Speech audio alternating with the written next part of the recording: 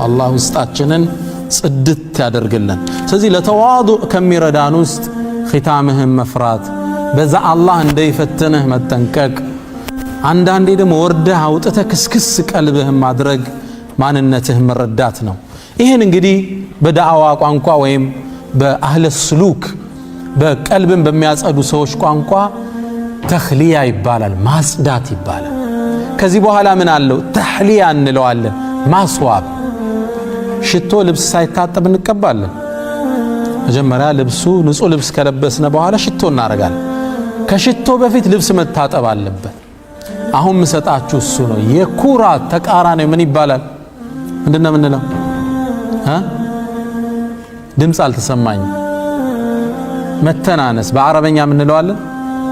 አተዋዱዕ፣ ዝቅ ማለት መሰበር ማለት ነው። ራስን በትክክል አሳንሶ ማየት የፊዚካሊ ምናምን ሳይሆን ከውስጥ ሪሊ ሰዎች እንደሚበልጡ ማሰብ፣ ሁሉም ካንተ የተሻለ እንደሆነ ማሰብ። ሰይድና ሙሳ አለይሂ ሰላም አላህ ጠየቃቸው፣ ያ ሙሳ አተድሪ ሊመ እኽተርቱከ ቢሪሳላቲ ወቢከላሚ፣ ሙሳ ለምን ከፍጡራን ሁሉ እኔም በማናገር እንደመረጥኩ ታውቃለህ አላቸው። ያ አላህ እኔ አላቅም አሉ። ሙሳ አላቸው የፍጡራንን ቀልብ ሁሉ ተመለከትኩታል፣ ያንተ ቀልብ ከሁሉም በላይ ለኔ የተናነሰችውን አገኘዋታል። ግልጽ ነው። ቀልብ ለአላህ ስብር፣ እኔ ትንሽ ነኝ፣ እኔ ፍጻሜ ምን አውቄው፣ እኔ ምን ዋስትና አለኝ የሚል ልቦና አላህ ሲይዝ የአላህ እርዳታ ከሱ ጋር ይሆናል። ሙሳ ይባላል አለይሂ ሰላም ከማንም ሰው ጋር ይቀመጥም ያ ሰው ከሱ የተሻለ እንደሆነ ቢያስብ እንጂ ይላል። ግልጽ ነው። ይሄ ነበር ባህሪያቸው። ነቢዩ መሐመድ ሰለላሁ ዐለይሂ ወሰለም ይላሉ ኢነላህ አውሓ ኢለይ፣ አላህ እኮ ወደኔ ወሕይን አወረደ፣ አንተዋضዑ፣ እርስ በርስ ተናነሱ፣ ሐታ ላ የፍኸር አሐዱን አላ አሐድ፣ አንዱ በአንዱ ላይ ጉራ እንዳይነዛ ተናነሱ፣ ስብር በሉ። በሌላም ሐዲሳቸው ላይ መን ተዋضዐ ሊላህ፣ ለአላህ ስብር ያለ ረፈዐሁ አላህ ከፍ ያደርገዋል። ሰይድና ዑመር ይህን ሐዲስ ሲናገሩ መን ተዋضዐ ሲሉ እጃቸውን ወደ መሬት ዝቅ ያደረጉት ነበር፣ ረፈዐሁ ላህ ሲሉ ወደ ሰማይ ያነሱት ነበር። ለአላህ ስብር ያለ አላህ ከፍ ያደርገዋል። እኔ ትንሽ ነኝ ብሎ ውስጡን ያሰበ፣ ይሄ ደግሞ ፎርጅድ ትንሽ ነኝ አይደለም፣ ሪል መርምሮት ማን ነኝ እኔ? ከመሃላችሁ በኹሹም ይሰግዳል? አዳጋች እኮ አለ እንዲህ ሶላት ውስጥ አሁን እንዲህ ዙር ያለቀሰ ቁርአን ላይ ሱብሂ ሲቀራ አንቀጹ አላሳልፈው ያላል የለም። ኢላ ማ ረሒመ ረቢ። ይሄ ማንነቱ የሆነ ሰው እሻላለሁ ሊል በፍጹም አይመችም። ሁሌም አጉዳይ እንደሆነ ለዛ ነው ሶላት ስንጨርስ አስተግፊሩላህ አስተግፊሩላህ አልተሟላም ሶላቱ። ሱብሓነከ ማ ዐበድናከ ሐቀ ዒባደቲክ፣ እንደ ነገሩ ነው ሰግደን የወጣ ለመጨረስ ነው የጓጓ። እናታችን አይሻ ነቢዩን ሰለላሁ ዐለይሂ ወሰለም አንድ የቁርአን አንቀጽን ትንታኔ ጠየቀች። አንቀጹ ምን ይላል? ወለዚነ ዩእቱነ ማ አተው፣ የኔ ባሮች እነዛ ናቸው ብሎ ነው አላህ የሚገልጸው፣ መስጠት ያለባቸውን ነገር የሰጡ። ወቁሉብሁም ወጅለቱ፣ ልቦቻቸው ከዛ በኋላ በፍርሃት የሚርዱ ናቸው የሚለውን አንቀጽ ስታነብ ወደ ታላቁ ነቢይ ዞር አለችና የአላህ መልእክተኛ እነዚህ በጣም ወንጀለኛ ሰዎች ናቸው እንደሚፈሩት አሏቸው አለች። ረሱላህ ሰለላሁ ዐለይሂ ወሰለም ላ ያ አይሻ እንዲያደሉም፣ እነዚህማ ከሌሊት ሶላት የሚሰግዱ ቀን የሚጾሙ ሰደቃ የሚሰጡ፣ ታዲያ ቀልባቸው ለምን ይፈራል? አላህ ባይቀበልን እንስ ብሎ ይፈራል። ሰጠዋል እኮ የሚጠበቅባቸው፣ ግን አላህ ዋጋ ባይሰጠውስ? የሰው ፊት ነው የፈለግክ ቢለኝስ? ሶላቱ አልተሟላም ቢለኝስ? ሁሉን ሰጠው፣ የሚጠበቅባቸውን አድርገው የሚፈሩ ናቸው የአላህ ባሮች፣ በስራቸው የሚኮፈሱ አይደሉም። አንዴ በሐሰን አልበስሪ ዘመን ሰዎች ተዋዱዕ ምንድነው የሚለውን ቃል ለመተንተን ትንታኔ ያበዙ። ተዋዱዕ ማለት እንዲህ ማለት ነው፣ ተዋዱ ማለት እንዲህ ማለት ነው ሲሉ አገኟቸው። ሐሰን አልበስሪ ምን አሏቸው? እናንተ ሰዎች ሆይ ለተዋዱ ፍልስፍና ያስፈልገውም አሉ። ተዋዱዕ ማለት መተናነስ ማለት ማንንም ሰው አታገኝም ያ ከዛ ሰው አንተ እንደምታንስ ብታስብ እንጂ ሰው ስታይ ወኸይሩ ምኒ ሙእሚን አቋሙ ይሄ ነው። ሰው ሲያይ እሱ ከኔ የተሻለ ነው ብሎ ሁሌም ያስባል። አነ ኸይሩ ምንሁማ የሸይጣን ጥሪ ከሱ ነው ይሻላል ጥፋት። እዛ ነው አንድ ሰለፍ ምን ይላሉ? አንድ አባባል አላቸው። ወላሂ ይላሉ በህይወቴ በእድሜ የሚበልጠኝ ሰው ካገኘው እሱ ከኔ ይሻላል እላለሁ። ምክንያቱም በእድሜ ይበልጠኛል፣ ከኔ የተሻለ ሰግዷል፣ ዚክር አድርጓል፣ ሰደቃ ሰጥቷል፣ እሱ ይበልጠኛል እላለሁ አሉ። ኸይሩን ያዩለታል። ከኔ በእድሜ የሚያንስ ሰው ስመለከት ወኸይሩ ሚኒ ይላሉ፣ እሱ ከኔ ይበልጣል። ለምን በእድሜ ይበልጡት ይላው፣ ግን እሱ እንደኔ ብዙ ወንጀል አልሰራም ይላል። ግልጽ ነው። ገና 20 ዓመቱ ነው። ወንጀሉ ገና ትንሽ ነች። ሶላት ከወጀበበት ዓመታት ነው። እንዴት እንደሚገለብጡ ታያችሁ። ትልቅ ሰው ሲያዩ እሱ ይበልጠኛል፣ ምክንያቱም ብዙ ዓመት ዒባዳ ሰርቷል። ትንሽ ሲያዩ ደግሞ ዝግ ይገለብጡትና እርሱ ከኔ ይሻላል፣ ምክንያቱም ከኔ ያነሰ ወንጀል ነውና ያለው። ስለዚህ ወዳጆቼ በየትኛውም የህይወት ጉዟችን ላይ ራሳችንን ዝቅ እናድርግ ነው የዛሬ ትልቁ መልእክቱ። ውስጣችንን እናጽዳው፣ ስብር እናድርግ። ያኔ አላህ ተውፊቅን ይሰጠናል። ያኔ አላህ ስኬትን ይወፍቀናል። ኢንሻአላህ ራሳችን ለማሰብ ዝግጁ ነን። እንዲህ ከራስ ጋር ለማውራት ቁጭ ብለን ወረጁሉን ذكر الله خالي እንደተባለው ቁጭ ብለን ነፍስን መመርመር። እኔ ይሻላለሁ የሚል ስሜት አለ ነው? ውስጤ በሂስድ ተሞልቷል ወይ?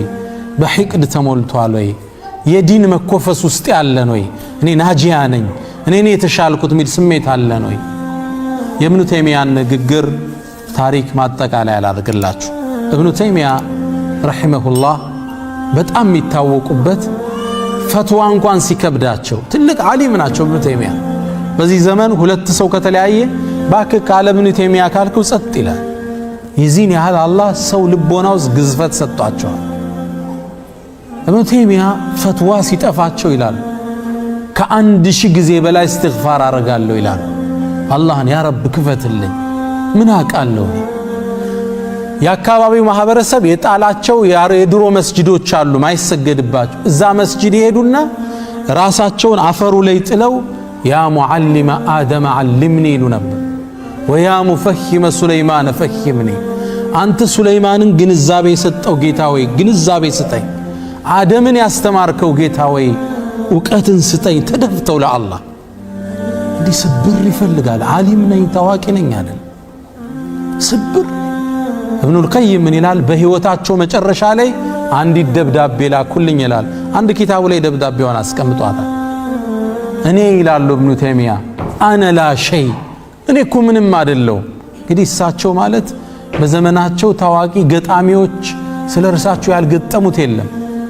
አንተል ኢማሙል ሙንተዘሩ እያሉ ነበር የሚያደንቋቸው። ትውልድ አቅጣጫ ጠፍቶት የመዝሃብ ኺላፍ በበዛበት ዘመን ታስተካክል ዘንድ ህዝብ ሲጠብቀ የነበርክ ናችሁ ነበር ሚላቸው። እንደ ነብይ ነው የሚያዩዋቸው። ተሐድሶ ላይ ነው ያሳለፉት። ለዲን ሲሉ 21 ጊዜ ኢብኑ ተይሚያ ታስረዋል። ምን ትላላችሁ? 21 ጊዜ ተመላልሰዋል እስር ቤት። ስለዚህ ትውልድ አንግሶ ነበር ማያቸው። መንግስታት ፈርተው ነበር የሚመለከቷቸው። ግን እርሳቸው ይሄን የሰው ሁሉ ደሳ ሳዩ አነ ላ ሸይ፣ እኔ ምንም አይደለሁም፣ ወላ ሚኒ ሸይ፣ እኔ ዘንድ ምንም ነገር የለም፣ ወላ ፊየ ሸይ፣ ውስጤም ባዶ ነው። ማንነኝ እኔና ምንም ነገር የለኝም። ይሄ ስሜት ነበራቸው ኢብኑ ተይሚያ። ከዛም ይላል ኢብኑል ቀይም ከዚያው አያይዞ አንዲት ግጥም ጻፉ። አነል ፈቂሩ ኢላ ረቢል በሪያቲ አነል ምስኪኑ ፊ መጅሙዕ ሓላቲ ለአስተጢዑ ሊነፍሲ ጀልበ መንፈዓትን ወላ አን ነፍሲ ሊ ደፍዑ ልመضራቲ ወልፈቅሩ ሊ ወስፉን ላዚሙን አበዳ ከመል ጊና ሁወ ወስፉን ለሁ ዛቲ። ስለ አርሕማን ነው የጻፉት። እኔ ነኝ ምስኪኑ፣ እኔ ነኝ ደሃው፣ ወደ አላህ ከጃይ ነኝ፣ እሱ የተብቃቃ ነው ሚል ግጥም ላኩልኝ ይላል። ታዲያ ይሄን ተናናሽ የአላህ ባሪያ ፍጻሜያቸው እስር ቤት ውስጥ ነበር። አስረዋቸው እያለ ፈትዋ መስጠት ከለከሏቸው። መጽሐፍ እንዳይጽሙ ቀለማቸውን ወሰዱባቸው። መጨረሻ ቁርአንን ማንበብ ጀመሩ። የመጨረሻ አንብበዋት የሞቷት አንቀጽ ኢነል ሙተቂነ ፊ ጀናቲን ወነሃር፣ እነዛ አላህ የሚፈሩት በጀነት ውስጥና በወንዞቹ መሃል ናቸው። ፊ መቅዓድ ስድቅን ዐንደ መሊክ ሙቅተድር፣ እውነተኛ በሆነው መቀመጫ ቻይ ከሆነው አላህ ዘንድ ናቸው የሚለውን አንቀጽ አንብበው ፍጻሜያቸው ሆነ ይላሉ ታሪካቸውን የጻፉት። ለአላህ ብሎ የተናነሰ ፍጻሜውን አላህ ያሳምረዋል። እኔ ወዳጆቼ አላህ ውስጣችን ያጽዳልን። ለስኬት ምንጣቸው ውስጥ ሲጸዳ ነው። ሐቂቃ ስለ ሌላ ርዕስ ማውራት ይቻላል፣ ውስጥን እየረሳ ነው። ኢኽላስ ሌላ ጊዜ እናወራዋለን። ኢኽላስ የለም ስራ ስንሰራ። ስንት ላይ ካገኘው ነው ፌስቡክ ላይ እንጂ ይሄ ጽሁፌ አላህ ዘንድ ምን ዋጋ አለ? ያስጠይቃል አያስጠይቅ? የለም። ኢኽላስ የለም። በቃ ስድብ ነው፣ ሻህዋ ነው፣ ስሜት ነው። ያን ነገር ሂሳብ ሰርቶ የሚለቅ የለም። ካልኩሌሽን የሚሰራ የለም። ዱዓችን ተቀባይነት የሚያገኘው ውስጥ ሲጸዳ፣ ዳዕዋችን ሚዛን የሚደፋው ውስጥ ሲጸዳ። አላህ ሁላችን ይወፍቀን። ውስጥን እንዴት እናጽዳው? አንድ ሶስት ህክምና ለወፍቃችሁ። አንደኛ ማን ነኝ ብለህ ራስህን ማሰብ። አንተ ለመኩራት ማን ነህና? መጀመሪያ ካፈጣጠርህ ጀምር። ተመጋቢ ነህ አይደል? የበላ ሰው ደግሞ የሚመላለስበት ቦታ ይኖረዋል። ማን ነህ አንተ? አንዴ ሙልሃብ የሚባል አንድ ግለሰብ መሪ ነው፣ ባለስልጣን ነውና አንድ ከኺዝ የተሰራ ከሱፍ ነገር የተሰራ ትልቅ ጋውን አድርጎ እየኮራ ይሄዳል። ሲሄድ እንትን አገኘው፣ ሙጠርፍ ኢብኑ አብዱላህ አልሸኺር የሚባል ትልቅ ሳል ሰው አገኘውና አንተ ሰው ሆይ ያረማመድህ ኩራትህን እስልምናና አላህ አይወደውም፣ እስኪ ረጋ በላል ሲለው ቀብረር ብሎ ዞሮ አየውና አወከኝ እንዴ ታቀኛለህ ለመሆኑ አለው። እኔ ንጉሱ ነኝ መሪው ነኝ ሊለው እኮ። እርሳቸውም ገብቷቸዋልና አዎ አውቃለሁ አሉ። መነሻ የሚያስጠላ ፍትወት ነህ አሉ። መጨረሻ የሚገማ ጀናዛ ነህ አሉት። በሁለቱ መሃል ሆድ ላይ ቆሻሻ ይዘህ ምትዞር ነህ አሉት። ግልጽ ነው። ማን ነህ እናንተ? እስኪ መነሻህን ንገረኝ። ሚመንይኒው ምናን ከዛ ثم إنكم بعد ذلك ለመይቱን ሟች ነህ። መሃል ላይ ደግሞ ቆሻሻ አዝለህ ነው ምትዞረው። ድንግጥ አለ። አረማመዱን አስተካከለ። አንተ ራስህን ማን ነኝ እኔ ከሰው ላይ የምኮራው? በቀለም በምን ማን ነህ እናንተ? ለዛ ነው አላህ ቁርአን ላይ ወላ ተምሽ ፊል አርድ መራሃ ይላል። መሬት ላይ ተኮፍሰህ አትራመድ። ኢነከ ለን ተኽሪቀል አርድ፣ መሬትማ ብሳታችን መሰንጠቃችን ማን ትንሽ ፍጡር እኮ ነው። ወለን ተብሉገል ጅባለ ጡላ፣ አሊያም ቁመና ተራራ ጋር ይስተካከል። ምንድነው የምትነፋው? መሬት ልትሰነጥቅ ነው ነው ወይስ ኪሊማንጃሮ ጋር ልትወዳደር? ወላ ተምሽ ፊል አርድ መራ፣ አረ ረጋ ብለህ ሂድ። አሁን እሱ ጋር አይደለም። አንደኛው እሱ ነው፣ እኔ ማን ነኝ ብለህ መረዳት ነው። ሁለተኛ እንደ ሰው ዲን እንኳን ቢኖርህ ፍጻሜህን አታውቀው። በእስልምናችን ደግሞ ሱኡል ኻቲማ ምንለዋል፣ ያፈጻጸም መክፋት። አሟሟት አይታወቅም። አሁን አንተ እንኳን ታፔላ ለሰዎች ልትሰጠው ግልጽ ነው። ፍጻሜ ቢከፋስ ዲሰው ተችተህ ተሳድበህ ያንተ ፍጻሜ ቢከፋስ ነገር ይሄ ሁለተኛው ከኩራት የሚያርቅህ።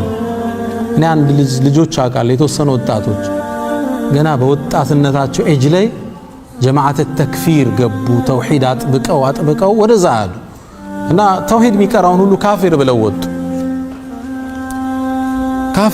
ወጡ። ተከራከርናቸው፣ ምን አልናቸው፣ ቀጠሉ። ከተወሰነ ዓመታት በኋላ ይሄ መነግራችሁ ከዛሬ 15 ዓመት በፊት ከተወሰነ ዓመታት በኋላ እነዚህ ልጆች ተክፊሩንም ትተውት ሶላቱንም ትተውት ጫት እየቃሙ አገኘዋቸው። ያኔ እኮ በቃ ምድር ላይ ከነሱ የለም ሰው እኮ የለም ከነሱ ላይ።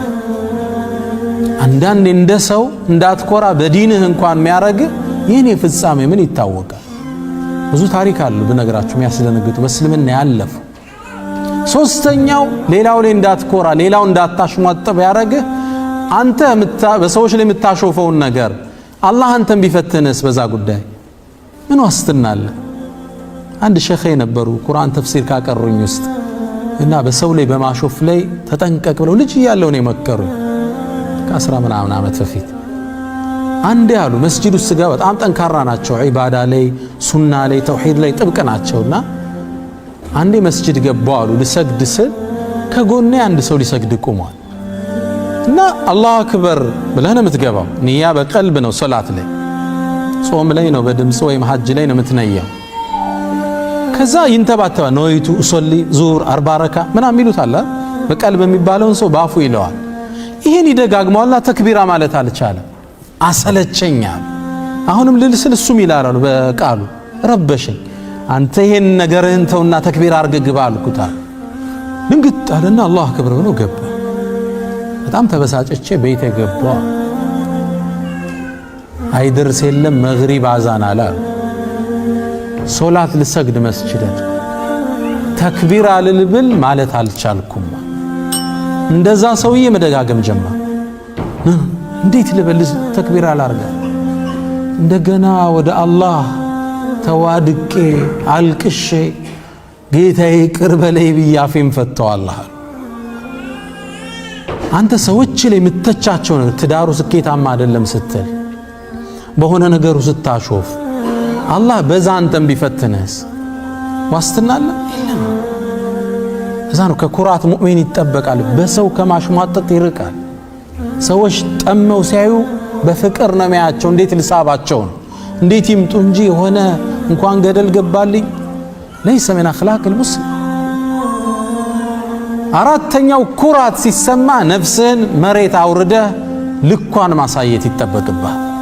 ሰይድና ዑመር ኢብኑ አልኸጣብ አንዴ በጣም ፀሐይ በሆነ ወቅት ከቤታቸው ወጡና አሰላቱል ጃሚዓ ይሄ በአረቡ ትውልድ ያኔ ለትልቅ አጀንዳ ህዝብን ስትጣራ አሰላቱል ጃሚዓ ሰሃባው ከየቤቱ ወጣ። በዛ ፀሐዩን ታቆታላችሁ የአረቡ ምድር ወጣ ቆመ።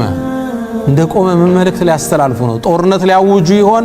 ሰሃባው ጆሮውን ጣል አድርጓል።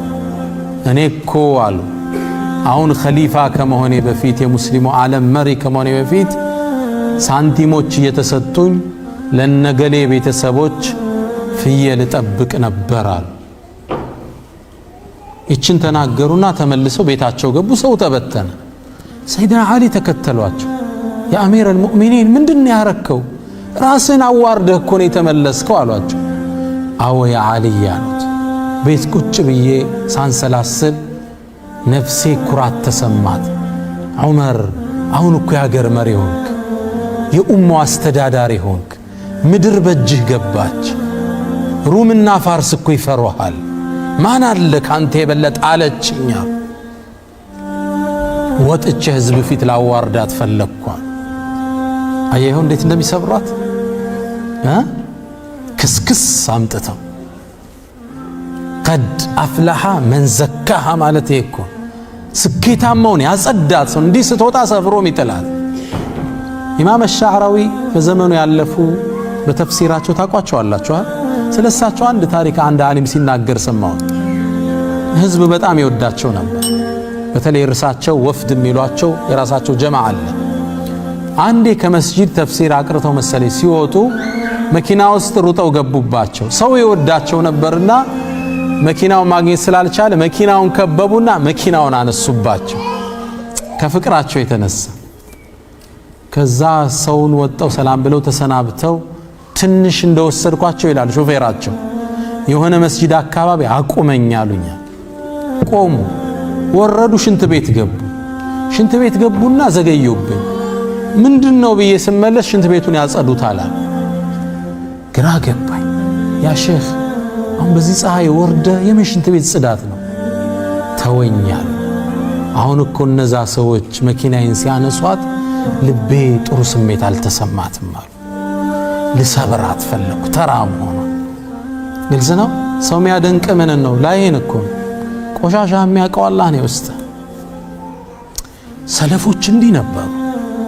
ደጋጎቹ ከውስጥ ጋር ነው ጨዋታው። ሁሌም ትግሉ ውስጥ ጋር ነው እንዳይበላሽ እሷን ማጽዳት አለባት እሷ መጽዳት አለባት ختام የሚያምረው ያኔ ውስጥና ውጪ ያልተቃረነ ሰው ስትሆን አላህ ሁላችን ይወፍቀን ሐቂቃ ለራሴ ያዘጋጀሁት ፕሮግራም ነው